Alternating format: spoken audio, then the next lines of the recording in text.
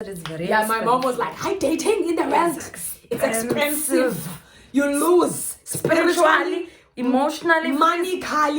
It's just a lot. And when you settle with someone and you're like, okay, we're pursuing something, it's not that because it's an investment. We spoke about this in episode 2.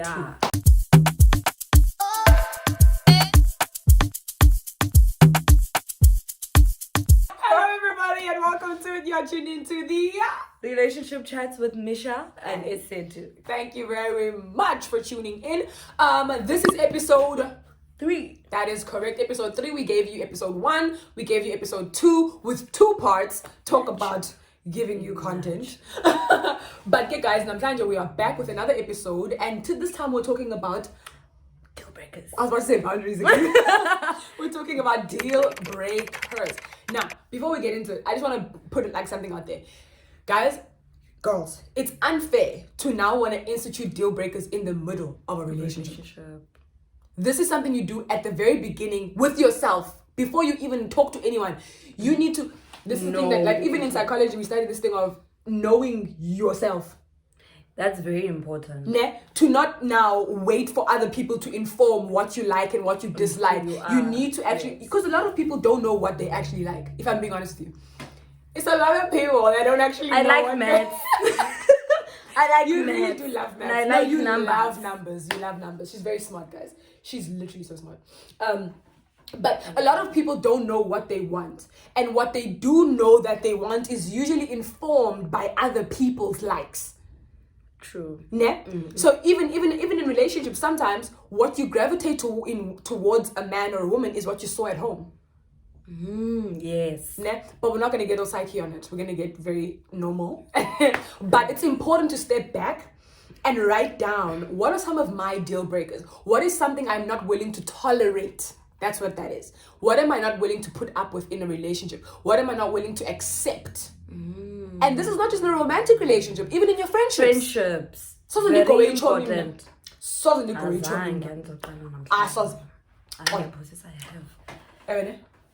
Hope nonsense guys. Nonsense. But it's fine. Guys. We are here now. Guys, friendships are just as dangerous. Friendships are gevaarlijk. But it's fine. We're chatting about setting those, deal breakers for yourself, and then effectively communicating them. Because that's also important. You can't just have them for yourself. Yeah. And then text me when you meet a dude and you're like, you are. So here's the first deal breaker. I'm sorry. Here's the first deal breaker. My homegirl cannot stand forward guys. Like, like as a last dag. Don't be last dag, man. But it's not that.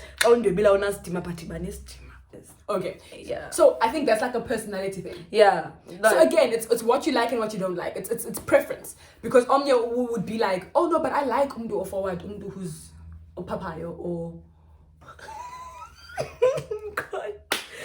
Oh guys, this is a really passionate topic for her. She can't stand gents that are forward. And then there again, and then next thing you know, you're that no. Be at one place. One. Duly noted, ma'am. Duly noted. Okay. So another thing that could be, a deal breaker for you, which was for me, I remember when I first did my list. I'm not saying everyone has to have a list, but I made a list because I wanted to be specific. And I keep saying even to this day that God gave me exceedingly and abundantly more than I ever even asked for. So I think, not to say that God won't give you a great person if you don't write it down, but the Bible does say in the book of Habakkuk that write the vision down and make it plain. So I wrote it down and I was like, Jesus, because the next man that I was gonna be with, I wanted to marry, because I don't want to just date for the sake of dating and go around and whatever. I wanted, because dating it's exhausting, guys, I think. And it's expensive. Mama said it's very expensive. My mom was like, hi, dating in the rent. It's expensive. You lose spiritually, emotionally, money. It's just a lot. And when you settle with someone and you're like, okay, we're pursuing something, it's not that because it's an investment. We spoke about this in episode 2. Yeah. But okay, deal breakers. A deal breaker that I had was that I will not be with a gent that does not have a relationship with God. And even in that relationship with Jesus, it had to be a thing of that's not submitted to God.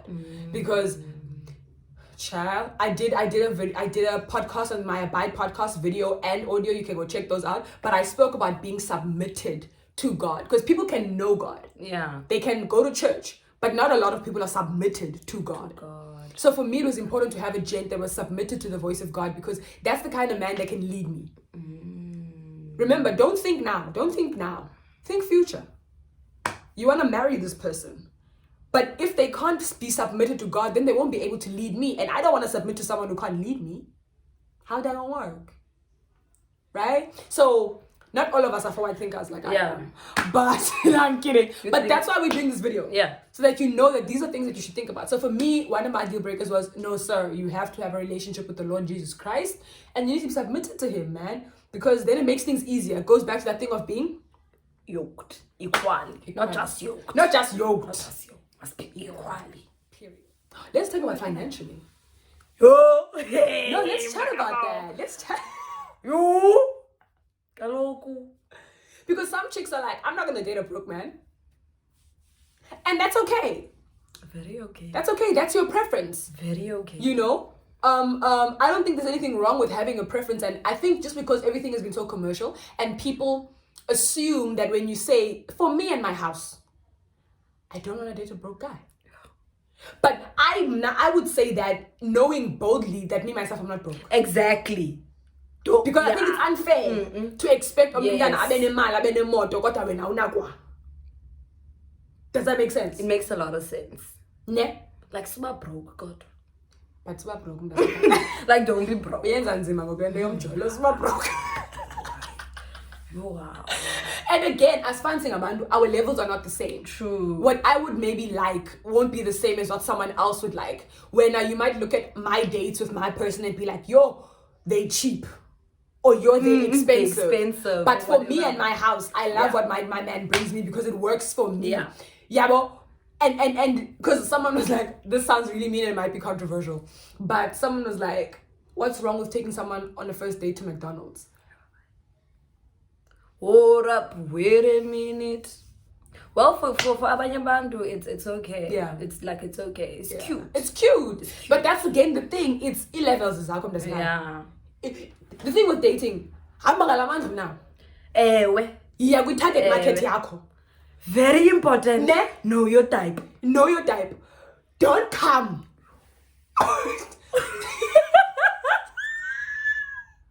So very touchy also. It is. But I think it's important to have these chats also. Because you feel like maybe because you're a believer, you must accept anything and everything. You must settle. No, child of God. You are the daughter of the king. That makes you a princess. Imagine. Please. So even Uzaya, he must come correct. But now don't be unreasonable. Don't be unreasonable. Have a standard, have a level, but don't be unreasonable, chief. And if I'm don't put expectations on him by his situation and vice versa, gents to girls as well. Because I'm not saying that girls must just like take. You must give also. Very important. You must give also. Whatever that looks like in your relationship, give. I love giving gifts. I think I'm also a gift. I spoil. Yeah, Now. I mean, I'm not rich, but when I can, I will. I spoil. And that's how I take it. That's my love language. Yeah. I love giving gifts. Yeah, but that's how I think I show love. Or spending time. I love spending time.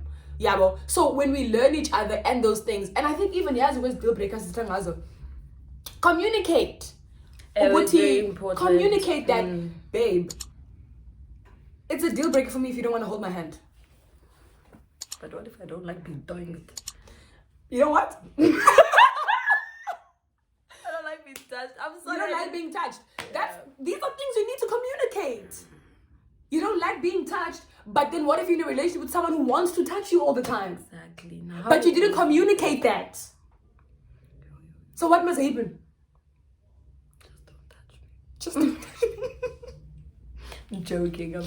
But you see, these are things you need to be cognizant of going into a relationship, is that people have different expectations, people have different personalities, we have different traumas, we have different backgrounds, different upbringings. So what's normal to you is not necessarily normal to me. The other person, yeah. If hugs and kisses and PDA and just being is normal to you because you were raised in a house and people kissed you all the time and you were hugged all the time, what if your Jen didn't grow up with a loving environment? Yeah. Now when are you upset, you're calling your friends and you're like, you are Agantandilon, but you didn't communicate to him, but babe, I experience, because again, that's another thing. How do you experience love? Listen, I'm in my bag here.